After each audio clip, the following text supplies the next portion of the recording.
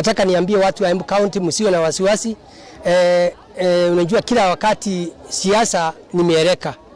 Na mieleka unajua vile utaifuatilia. Na pia niambie wale watu wanasema Embu County kutakuwa by election.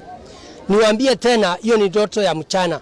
Watu wa Embu County walimpatia kura 81,000 na tukiwa watu 12 kwa miaka. Contract ile wamenipatia ni contract ya miaka 5.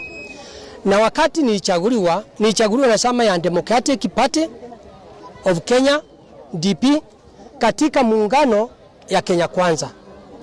Na wakati tuliingia kazi, unaweza angalia ni watu gani wanaweza kusaidia.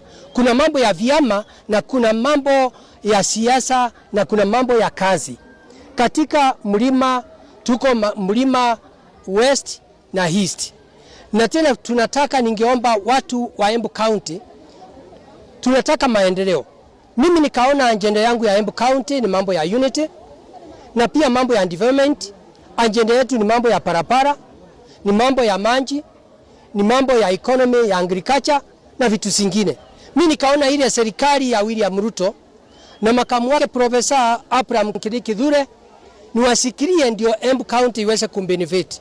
Ile kitu inaleta shida katika pale, iende ikawa hata watu wengine wanaambiwa wanajua mambo ya kupata miparua, labda hawakujua, lakini katika Democratic, hiyo chama ya Democrat, iko watu wengine wa kutoka Central ambaye wale wako na nia mbaya ya kusema mimi nitimuliwe, ndio kwa sababu mtu anaitwa Rigathi Gachagua ambaye ni makamu wa rais anataka kumaliza vyama vyote, ndio chama ya DCP hiyo ndio inaongoza. Kwa hivyo mimi hata kama iko namna gani, hakuna mtu anaweza kuniondoa pale kusema sio ni makamu wa rais wa zamani ameweza kuingilia hiyo maneno. Kwa hivyo nataka nimwambie hata mimi ni ndume, kwa sababu ya Mungu hata mimi nitajipigania.